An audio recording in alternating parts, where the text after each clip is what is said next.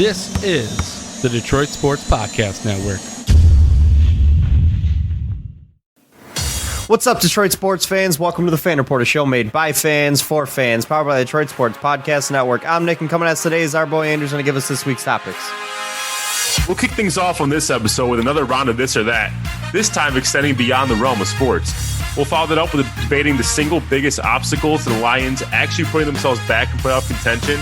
And finally, we've got some preliminary Pistons draft talk. It's your Fan Report.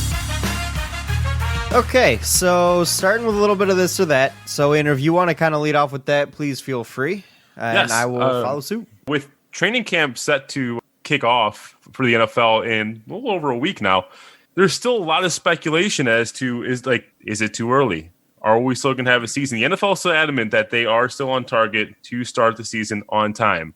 On the other side of the coin, you have movie theaters who keep pushing back their release dates. Movie theaters keep trying to get things open sooner rather than later. The question here is, what is more likely to happen, this or that? Is it A, the NFL season actually starting on time, or B, will we get movie theaters showing new movies before the end of the year?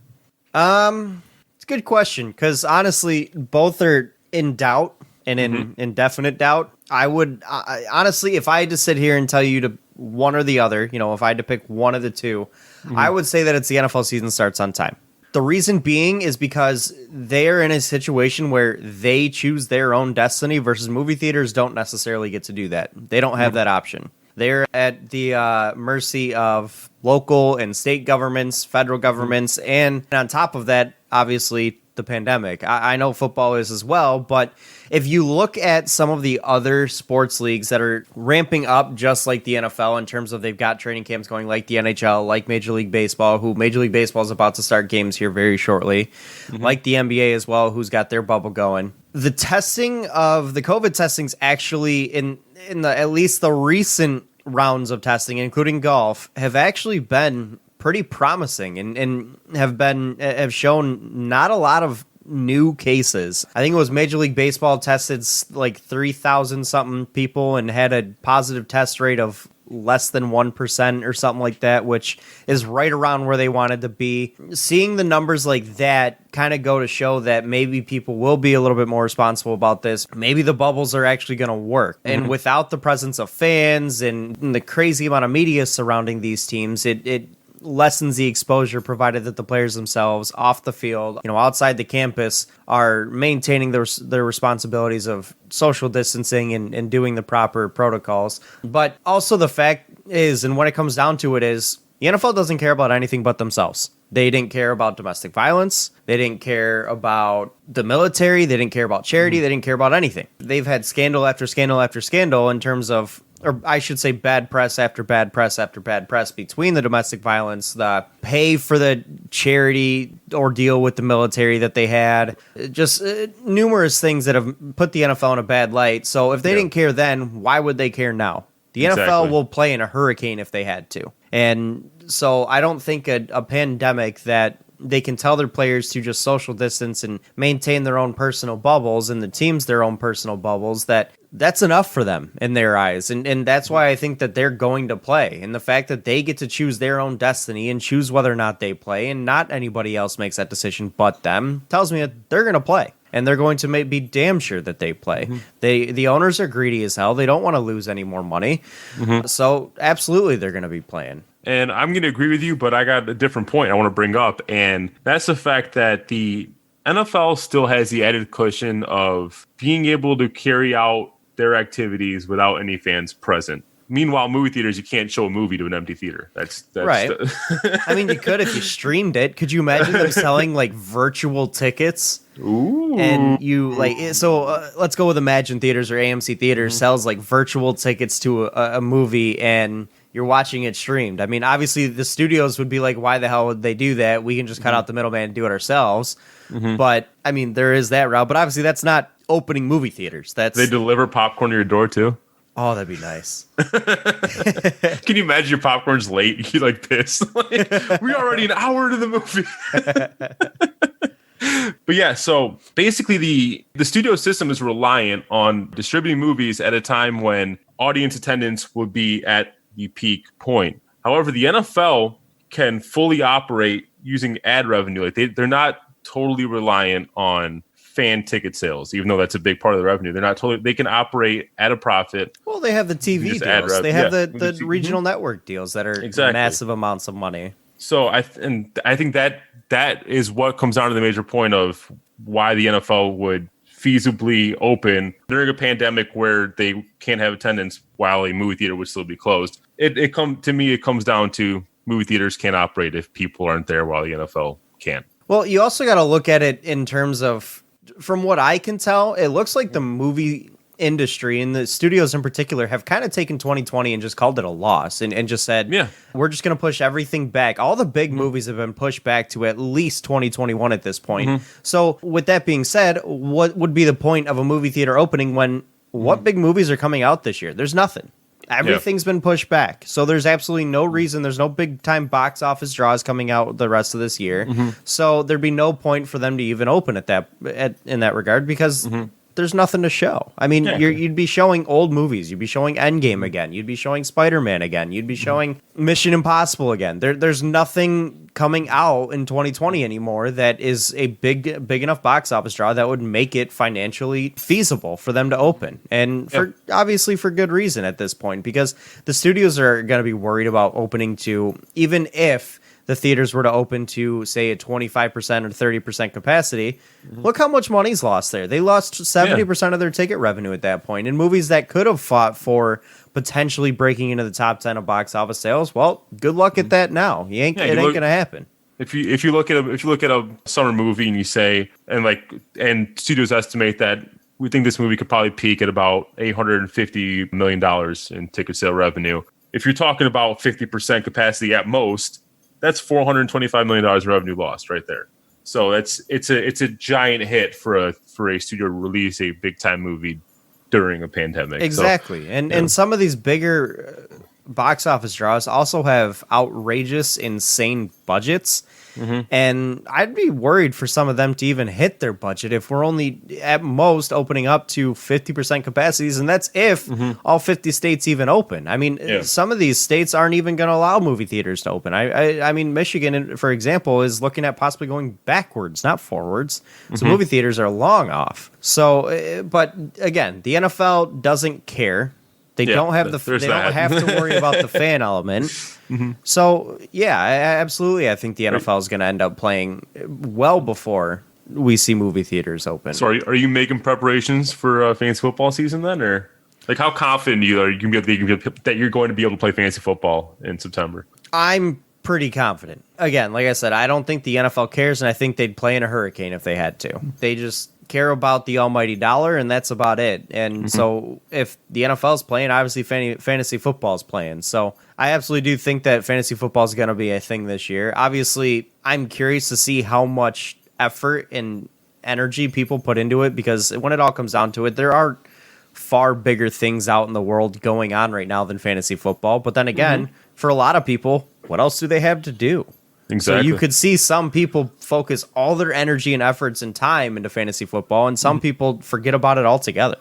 Productivity at work is going to be at an all-time low because people work from home or can have their boss looking over their shoulders to see if their fantasy football team's up on their computer. Scouring the waiver wire during a 10 o'clock meeting. All right, let's keep it with football, though. You want to kick off the Lions topic? Yeah, so I saw an article online the other day. Let me pull it back up here. Here we go. It's a fan-sided article, so Sideline Report. And it was an interesting topic because obviously it's something that's kind of been related to things we've talked about in the past. But the topic and the title of the article was the Detroit Lions' first obstacle for a bounce-back season is, and then you fill in the blank. And obviously I wanted to start this off by saying, let's not go with the obvious here of a healthy Matthew Stafford. Oh, no low-hanging fruit. No low-hanging fruit there. So besides a healthy Matthew Stafford, what is the first obstacle for the Lions to get over to having a bounce-back season? What can cause us to have... What's the first obstacle that they need to, that they're going to run into to have a bounce-back season? For me, I'm going to go with maturity. You have a lot of youth on this team, and a lot of youth with a lot of potential. But if you're not able to properly develop these guys and get them to play... I mean, I'm not saying they're going to be at their best in their first or second season, but if you can't get them to at least play at a high level, you're already in for a world of trouble. Your defense is probably one of the youngest in the NFL right now. So at least on guys that you rely on. Yeah, so the level of youth and experience there it's scary, and it's an obstacle that you're going to have to mitigate if you're Coach Patricia. Now, the writer of the article, I don't want to throw his name out, Stephen Mullinax, I hope I said that right. He said his first obstacle was the Lions division. Obviously, you have the Vikings who look to be towards the top of the division. They're continued, they have continued success. The Packers are the Packers as long as Aaron Rodgers is healthy and playing well. And then the Bears, in all honesty, look to be a little bit better this year than they were last year because their defense is still good. It isn't, the defense of 2 years ago, but like I said last year, that wasn't sustainable. But Nick Foles is likely to be a better quarterback than Mitch Trubisky. So the quarterback position's obviously fixed, or somewhat fixed. They band-aided it. So the division's obviously a good pick, but mine is going to be coaching adjustments. And the reason is because you saw last year, the Lions in the first quarter of games were one of the best offensive teams in the league. Matthew Stafford was like a top 5 passer in the first quarters of games and even the first half of games. Their offense was so efficient, so electric, and they scored at will almost in a lot of these games. Then the third quarter came, and the Lions offense became like bottom 3 in anything, in any stat category that you can even mention. They were absolutely terrible when it came to the second half of football games, and primarily the third quarter. It seemed to be where they pissed everything away. Look at the Cardinals game, for example, where they ended up tying that game. If the Lions are going to have a bounce-back season, coaching adjustments is something that they're going to need to be far more successful on. They can't have these third-quarter blow-ups that cause them to, when they have a 2-touchdown lead, they can't allow teams back into the games and not be able to make adjustments at the half. They need to come out of the half and play every bit as efficient, every bit as successful as they were in the first half, because that really was kind of the Achilles heel for them last year. They led in a lot of games early on in the first half and ended up blowing it in the second half, and that even continued. I mean, even when Stafford got hurt, their first half was far better than their second half, and a lot of that has to do with the coaching. A lot of that has to do with Matt Patricia refusing to make an adjustment or Darrell Bevell refusing to make an adjustment at the half, where other teams did defensively. And the same goes on the defense side of the ball. Obviously not to the extreme, but the offensive side of the ball is where they need to start making some more adjustments and making the right adjustments to keep things at least continuously rolling forward into the second half and beyond, because that was really what killed them last year, and that's going to be one of the first things that they're going to have to figure out early in this year if this is going to be a bounce-back season. I agree. It was so frustrating watching that last year. You had so many games where, like, you're screaming at the TV like, this is so, like, blitz. Please? It's like 3rd and 17, please? Why are we rushing too? But I actually had one more thing that I wanted to bring up, and it's almost an elaboration on my deep. It's almost like a combination of my point of the youth on defense as well as the writer of these articles' point of our division. And I wanted to drill down specifically on the run defense. And that's because of, one, our run defense has not been good, and two, how good the running game in our division was and probably will be this year too. You look at the running back duos we're going to be facing. You got Dalvin Cook and Madison with Minnesota. With the Packers, Dalvin Cook may hold out, but Alexander Madison's no slouch. Yeah, Alexander Madison's a monster. Hot take. I think Alexander Madison may be better than Dalvin Cook. Oh, hot take. That's a scorching take. Last year, the dude had a better yard per carry average, and he only took 20% fewer carries than him last year. So, dude looks to be the real deal. He may not be more electric than Dalvin Cook, but he may honestly be more consistent than Dalvin Cook. He was a handcuff that I refused to get rid of when I had Dalvin Cook last year.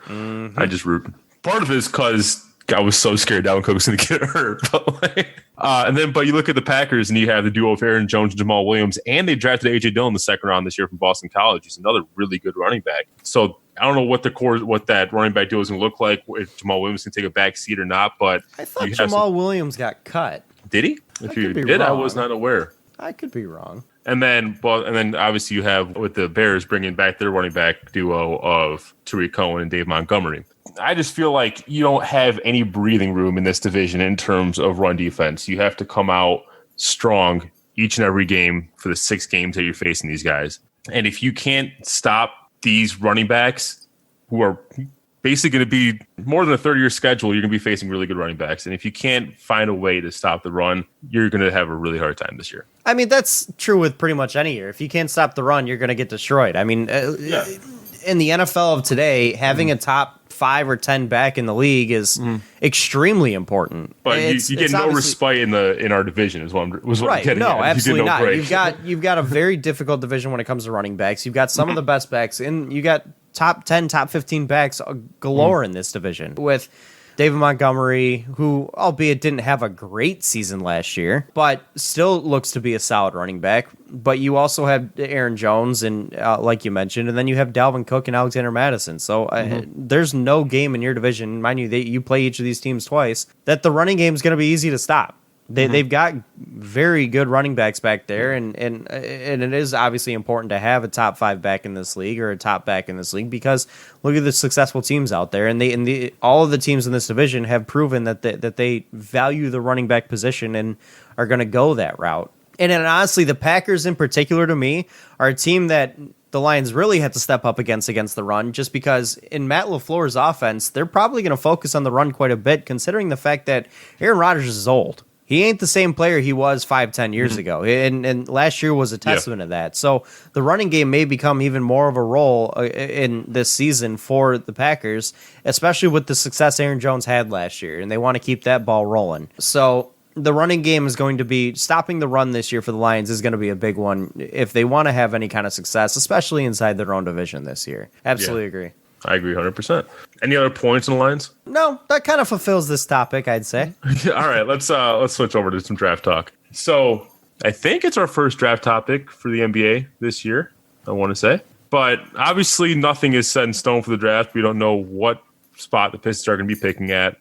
Draft's not till October. But we figured it's fun to start speculating a little early here. And in order to bypass the whole, we don't know what spot we're picking, we're just going to speculate based on where we are right now, which is at number 5. And we're not going to sit here and try to give you a mock draft right now either. We're just going to tell you guys who are our top 3 favorite realistic prospects for the Pistons to grab in this draft. Nick, do you want to kick it off or should I? Yeah, I can do that. My top 3 guys, and I'm going to start with one who's a clear number 1 for me. He may or may not drop to us. And I don't know if I consider it a drop, because he's really looked at going in that 3 to 5 range. And this is who NBC Sports put out a mock. I believe it was this week. Was it? Give me a sec for the date. It was the 13th, so it was 6 days ago. And they have the Pistons at number 5 taking LaMelo Ball, of the famous Ball family, Lonzo Ball's brother, to be kind of the superstar cornerstone piece that the Pistons have been looking for. And honestly, what they were looking for in bringing in Blake Griffin. It would be a guy that could be the superstar number 1 guy for this team, to go alongside Blake Griffin and have Derrick Rose there as well. Hope maybe even Derrick Rose could. I know he doesn't want to, never really wanted to, but maybe he could play a little bit of a mentorship type role for a guy like LaMelo Ball in that kind of star-studded status, to try to give him some pointers in that life. He's got an elite feel for the game and basketball IQ. He's grown a ton in the last couple of years. I mean, he's 6'7", 180 pounds, so he's still a little bit skinny, but he plays guard as well. But he's a guy that, in all reality, fits perfectly in today's league, because he is kind of a positionless player. He does pretty much everything on the floor, and he's always been regarded as the number 1 player in the Ball family. Obviously, there was a lot of hype around Lonzo Ball last year. Well, if we had a basketball season this year, or in all honesty, if he got to play college basketball, the hype around LaMelo would be even louder. And you would hope, unless he was terrible. Right. But I'll tell you right now, I actually think the fact that we didn't get a full basketball season, that we didn't get to see him play in college, in all honesty, is a positive for LaMelo Ball, because it didn't allow that noise to cloud him. It didn't allow that noise around him to become a problem like it did for Lonzo Ball. That obviously didn't help a lot of things for him at UCLA and in LA as well. And now he's with New Orleans, and he seems to be flourishing there without as much noise surrounding him. So, and the fact that LaMelo Ball has also kind of pushed himself away from the big baller brand. He's publicly denounced them multiple times, not, in recent history. So I think so you don't think he's going to come with the drama that his brother came with when he was drafted? I really don't. And I think that's a big positive for him. And I think LaMelo Ball can be that cornerstone piece that the Pistons have desperately been looking for decades. Yeah. I mean, Grant Hill was probably the last guy we had of this of this star status. I'll agree with you, and I kind of like the Grant Hill comparison, except I think where Lonzo Ball one-ups him is he's an elite playmaker in the passing department, which is something that our starting five totally lacks. And the fact that he can bring that is already that's one of the key traits that I'm looking for in whoever we draft is I want to address the playmaking and passing on this team, which that screams point guard, obviously, but I'm obviously open up wings, shooting guards, but I like LaMelo Ball because I feel like he can play three positions in this league. He can play the 1, 2, and the 3. Absolutely, and that's kind of extremely important in today's league. Also, is to be able to move positions and play all over the floor and guard pretty much anyone that you're asked to. And yeah, he's a versatile defender. He's a very very versatile player and can pretty much do it all on the floor, and that's something that they desperately need. And obviously, basketball IQ is extremely important. He's got a lot of it, so he is honestly my number one, and he's a guy that I would be the most worried about the Pistons getting. But I have seen several mocks have the Pistons taking him, so hopefully that is a situation that the Pistons can land. Did you want to take the second guy here? Yeah, I'll take the second. I'm going to zig where I think a lot of people think I'm going to zag here. I'm going to still focus on playmaking. And my single favorite guy outside of Lonzo Ball is Killian Hayes. LaMelo Ball. My single favorite player outside of LaMelo Ball in this draft for the Pistons specifically is Killian Hayes. And this is another guy that has a potential to be an elite playmaker. And he really took strides in his shooting. He has all the makeup to be the point guard of the future for us, assuming we didn't get Melo, obviously. He's a really good defender. The one knock is his three-point shooting, which he improved, but he could still use more improvement. He's only making about a 30% clip. With today's coaching in the league, players who never shot a three in their life are all of a sudden spot-up shooters. Yeah. So you can fix a guy's three-point shooting abilities. It's odd because overseas players, like, they emphasize shooting so much. They do. Back home from France, you would think like, oh, he's probably a really good shooter, but he's a good shooter just from. And he has it's not like he has terrible form or anything. It's just I don't know if he was just taking bad shots. I haven't watched enough film on him missing threes, but I don't know how much film out there is of a guy missing threes. But no, he has smooth form, so I have no reason to believe that he won't develop into a solid three-point shooter. But like it's really funny watching because I was actually spending quite a bit of time on Friday night watching film with this guy. It was actually the first time I did any research on him. And there were times when he looked like D'Angelo Russell, and then all of a sudden, like, he would make plays like he was like Manu Ginobili, and I'm like, what the hell?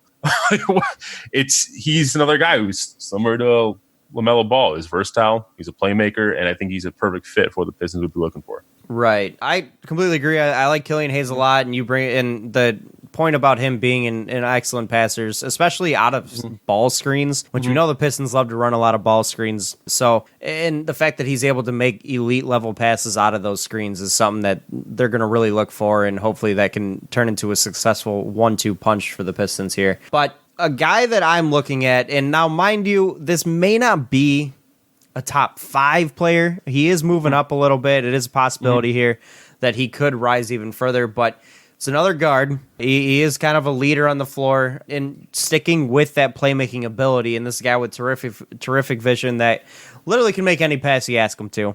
And it's Tyrese Haliburton from Iowa State. Dude is an elite level playmaker. His numbers are very clearly extremely good. He's kind of all over the floor. He does it all. You want him to rebound, he'll rebound. You want him to make a pass, he can make any pass out there. And oh, by the way, he's an elite level 3-point shooter. He shot 41.9% from 3 last year. And also, he is a solid defender. He's not the best defender out there, but he is solid, and he does show a lot of ability to play defensively. He was, in all honesty, when he played at the U19 World Championships with Team USA, he was probably the best player on the floor for them. And now, mind you, I'm reading more and more on him and kind of getting some more information on him. But because obviously here in Michigan, we don't get to watch Iowa State play a ton of basketball. But I've watched film on this guy. I've done my scouting reports on him, and the dude is a legit player. He's a guy who can make plays happen. Like I said, he's a terrific passer. He isn't the most athletic. That is the one big knock against him. And also, he has a weird jump shot. I've seen his shot compared to Sean Marion, which Yeah, for lack of better words, yeah. Hey, at least it's not Michael K. Gilchrist. That's the worst shot in my opinion. Right. So we'll see if there's any kind of shot reconstruction. Obviously, he's hitting it much like Sean Marion did. So do you break or do you fix what's not broken? I guess it looks broken, but it works. So I don't know. We'll see how, because it is a slow release. So we'll see how it works at the NBA level. But the dude is a legit player, and he's someone that I would look for the Pistons to possibly take a look at. Maybe not at number 5. Maybe if they trade back or something into that 7 to 10 range. But I do like Tyrese Haliburton quite a bit, for the reason of the dude's an excellent playmaker, and the Pistons need that type of guy on the floor for them. So my second guy is Tyrese Maxey, another guard out of Kentucky. Now this guy is not it's kind of the opposite. Well, I wouldn't say the opposite, but he differs in many ways from Killian Hayes in the fact that he's more of a scorer than a passer. But it doesn't mean that he doesn't have that passing ability. And he's probably one of my favorite defenders in this draft. And much like Killian Hayes, he is really good in the pick and roll, but more as a scorer, I would say, than as a playmaker. You do want to see him make more plays for his teammates off the pick and roll. But the guy is a knack for scoring on both offense, and he is really good on defense, both on ball and off ball. He gets after it. So I really like him too. Kind of reminds me of Bradley Beal, but a little bit shorter. A little bit, yeah. No, I like Tyrese Maxey quite a bit. In all honesty, I really don't have a third guy because my third guy was Killian Hayes. Oh, I'm just kind of going up and down the mocks. I mean, you could look at. I can take a third if you want. Go ahead, because if you have a third, I'd be curious to hear, because I'm trying to find another guy in the top 10 range that just. Obviously, we're not going for the low-hanging fruit. Be like, I hope Anthony Edwards. Oh, Anthony Edwards, James Wiseman. Even though I don't really want James Wiseman, but I'm going to go with Devin Vassell out of Florida State. He is a 6'7" wing. I would kind of describe him as a 3-and-D player, but I feel like that's not doing him enough justice if you just describe him as that, because I think he may actually be the single best defender in this class. He may just be. I think he has more playmaking ability than people give him credit for. But aside from that, like, again, damn near 42% from 3. He can score. He can score with the best of them, and he can guard pretty much anyone on the floor with a 6'10" wingspan. So this is another kid that I really like. Kind of reminds me. My player count would probably be. I'd go Robert Covington. Okay, that's a solid. I mean, that's obviously not a guy you build around, but it's a guy. Robert Covington with Chris Middleton's shooting ability. I mean, though, that's obviously not a guy you'd totally build around, but that's a guy that's a great number 3 option on your team. Mm-hmm. And a lot of times you see those 3-and-D type players be that type of player. There's only a handful of players you can build around. Looking at a guy like Devin Vassell, he's pretty much a known quantity. You know what you're going to get from him in terms of 3-and-D. And that's something that's obviously a nice luxury to have when it comes to the NBA draft, because there are so many unknowns. There's so many misses when it comes to the top of the draft in the NBA. I'd argue more so than pretty much any other league almost. The other nice thing about him, and now mind you, he does have to put on some weight, but this year was a really big breakout year for Devin Vassell, and it went at Florida State. He became probably their best three-point shooter, if not definitively their best three-point shooter, and he led their team in scoring. So he was able to score with the basketball in his hands. And he's got good size and length for the NBA, especially to play that 3-and-D type wing. So, and he's able to make plays on the defensive end. That's the other thing that's kind of really nice about him is the playmaking ability on the defensive end. And so Devin Vassell's a guy that I do like as well. That was actually a pretty good pick. But outside of that, I mean, any like with Onyeka Okongwu from USC, do you like him at all for the Pistons up there? See, I'm kind of biased because I kind of don't want us to take a big. Yeah, which is why I honestly don't want James Wiseman either. And if we take a big, like at least a modern day big that can step out and shoot. Yeah. Okongwu, he like not only do I not have do not have good shooting numbers, I don't have confidence in being able to develop a consistent jumper or an outside shot because his shot mechanics are kind of all over the place too. So it's not a guy that really entices me. It's more a big that I would like to have. Not trying to say like he's not good enough to be a starting big in this league. He definitely is. Off the bench type big. But like for the team I want the Pistons to build, like a guy that can come in and defend guys off the bench. That's fair. Let me ask you this: how do you feel about the James Wiseman, Miles Turner comparisons? I see it. Do I agree with it? Yes. I'm going to say yes, I agree with it. I mean, the reason, and I agree with it too, and the reason being is because obviously he's not really a great shooter. He's not a guy he's technically sort of capable of stepping out to the perimeter, but he's not shown an ability like a Dirk Nowitzki type big where he's able to step out at will. But he's also not a guy like Clint Capella or Andre Drummond who physically just can't. If you ask them to step outside, they look like they're lost. So he's got an ability to, but that doesn't necessarily mean he's going to be consistent out there. The reason I was a little hesitant on it, though, for me was I think he has the potential with his shot to actually be a much better shooter than Miles Turner is. And that's why I was kind of hesitant. Like, is it limiting him to compare him just to Miles Turner? But at the same time, like, how much other comparison do I want to put into his potential developing a jumper? So that's why I was like, all right, yeah, right, right. And Miles Turner isn't a terrible shooter from outside. He's just not, he's kind of in that range where it's like, okay, he could step outside, but it's not a play you're going to run for him. Right, you're not going to run a play for him to go shoot a corner three. That's not something you want to do. But if he, the option comes up, maybe he'll take it. And that's kind of how I feel with James Wiseman as well. I mean, the dude's got extreme size. 7'6" wingspan is ridiculous. I mean, he's 7'1". That kind of size in the game of basketball is quite a luxury to have. As long as you're able to get up and down the floor. I mean, you can't have a guy who just plods up and down like Boban. As much as we love him, dude can't move laterally. James Wiseman's a guy who can get up and down the floor at will. Obviously, competitiveness is a big question, and I've seen Wiseman. The reason we're even talking about him is because I've seen him go anywhere from 1 to 5. Or 1 to 6, I think, even is the lowest I saw him go. So even if he was at that number 4 spot, that's a potential where I look at and say, okay, maybe the Pistons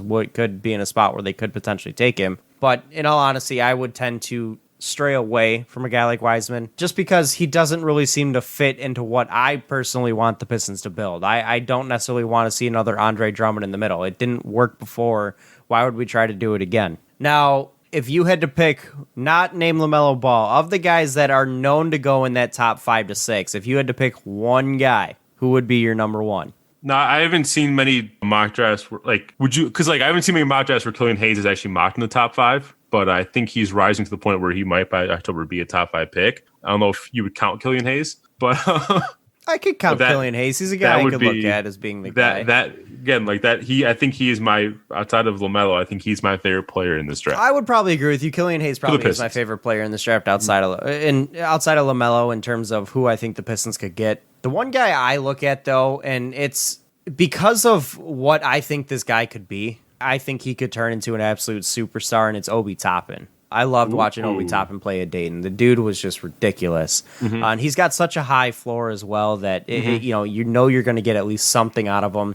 He can score at will. He can shoot the three. He's a very efficient shooter at all levels of the floor, and he can make plays for you in a lot of ways with the ball in his hands. And he's got good size as well at 6'9", 220. So he's a guy that I look at as being potentially a big-time superstar. And if the Pistons were able to find their way into a spot where Obi Toppin gets to them at 4 or 5 or wherever they end up picking, I would be absolutely ecstatic if I saw him, if I saw the Pistons go up to the podium with Obi Toppin in their hands. So, but I do obviously think. How do you think he fits with the team, though? I think a guy like that. I don't think I could ever get mad at the Pistons taking Obi Toppin. Okay, let me ask you this though. Now, I'm not going to compare. Now, I'm not saying he's going to turn into one of these players, but he's got that type of, I guess I'll call it skill set.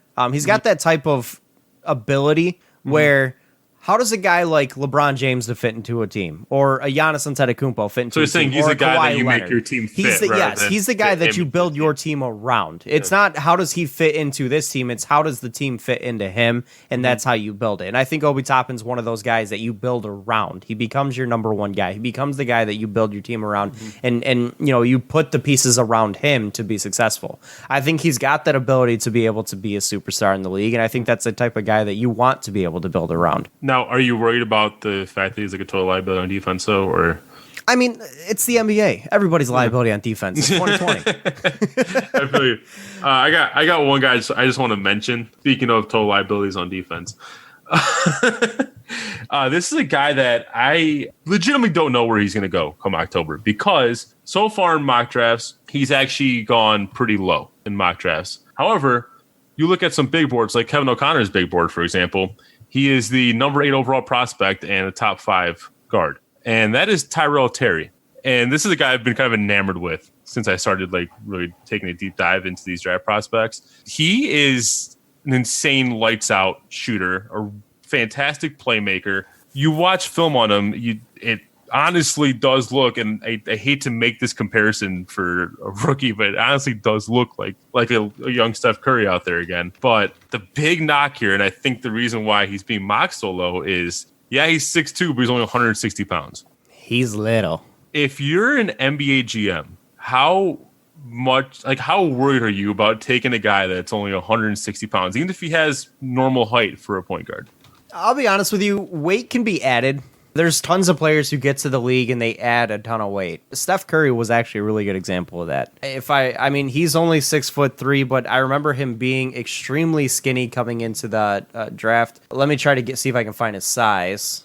Oh wait, here we go. I got it. Here we go. Steph Curry was... Okay, the picture went away. What the hell? All right, I don't know. But Steph Curry was a really small, skinny guy coming into the draft as well. He went top 10. Being a lights-out shooter in today's league, in today's basketball, I guess I'll call it, because it ain't just the NBA, it's college basketball as well, is a luxury to have and extremely important. And he was 6'3", 181, sorry. Okay, so he obviously wasn't that big either. Yeah. I think Tyrel Terry's got the ability to maybe add a little bit of weight. I would sure hope so at that size, at 6'2", or 6. And my NBA Draft.net has him listed at 6'3". Now I don't know how accurate they are, but he could be right in between 6'2", 6'3". Yeah, he could be right in the middle there. So 6'3" with shoes. Yeah. So at 6'2", 6'3", if you get your weight up to 180, 185 pounds, I think you're in a good spot. I mean, Chef Curry only weighs 189 right now. 190. So, and being a lights out shooter in this league, he could become something. Now, it's not just lights out shooter. He's an insane playmaker offensively too. Right. Now, my question is 160 or 170 pound stature at 6'2", 6'3" really that much of a worry to NBA GMs that they're knocking them down all the way to the second round? What else is the problem there? Yeah, there is the whole why you get mocked in the second round thing, because I think the big worry with someone who's only 160 is you can get bodied by players in the NBA. He is a really pesky defender. He really gets after it. He's really competitive. But yeah, if you're guarding a guy like Kyle Lowry, for example, he's going to just bulldoze you. Kyle Lowry's 80. I mean, how long is he going to have to deal with him? True, he's not the only bigger point guard in the NBA. Right, but the reason I say this, though, is how hard is it to add 10, 15, 20 pounds to a guy who's only 20 years old? I mean, he's actually 19 years old right now. He hasn't even turned 20 yet. He's 19 years old. How hard is it to add 10, 15, 20 pounds to a guy who's 6'3"? When you're that small, it ain't that hard to add weight. It can't. You're just because you're considered undersized at that weight. I mean, the only I'll be honest, I've been doing some digging. The only knocks I was able to find on him it's just the one that he basically will have if he stays at 160, he'll have a target on his back on defense. But the only other knock is just kind of discipline they just want better discipline with the ball, because he has a tendency to sometimes take shots that could be overly wild or make passes that are almost too circusy. But other than that, I haven't been able to find any honestly insane really big knocks against him. That's why I'm very curious about him as to where he's going to go, because you have him on one hand getting mocked late first, early second, and then on the other hand you have, I'm looking at a big board right now that has him as a top 10 player in this draft.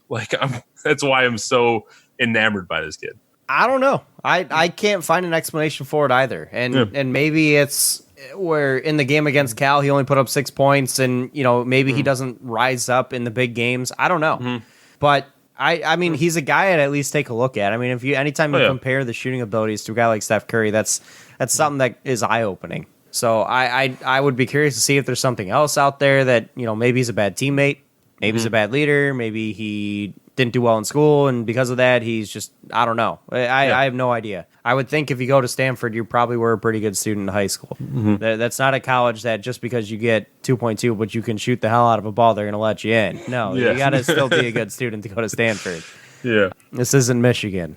Had to.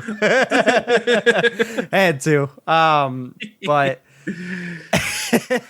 This isn't the only sports talk show. Now, mind you, Michigan State does the same thing. So I'm just saying. I just had to. But I don't know. There's got to be something else out there that would cause a guy who is an elite level talent and on the offense side of the ball like that to drop as far as he is. So the reason I bring him up is because if the Pistons were to let's say let's say they wanted to acquire more draft capital and they trade down a few spots. This isn't one of the guys that could be on the radar. It could be, and we'll see as we get closer to the NBA draft if he's rising up or if he's staying right where he is. And at the spot that he's at going right now, you could be looking at the Pistons taking him in the second round. They're not that far off there. Do they have a second round pick this year? I think so. I don't know, but either way, he's a guy that the Pistons could take a look at if they were to move pretty far back in the draft, unless he starts to rise up the board. I mean, we've seen guys rise up exponentially in the NBA draft as we get closer to it. Look at Giannis. There's a guy who just continued to rise and rise and rise as we got closer to the draft. So, but I'd be curious to find out what else is out there as to why he's as low as he is on draft boards. But anything else to add there? No, if you guys had the time, go watch some film on him. It's some fascinating stuff. But yeah. But I guess that's going to close it out for tonight. We don't have anything else on the docket. Nope, that's it. All right, that's going to close it out for today, guys. Thank you so much for listening. Follow us on Twitter at RealFanReport. Andrew, thank you for joining me. And thank you to Detroit Sports Podcast as always. Hope you guys have a good rest of your week, I guess I should say. And we'll catch you guys next week. Thanks. Have a good one. This has been the Fan Reporters. Bye, fans. For fans. We'll catch you guys next week. Peace out. Peace.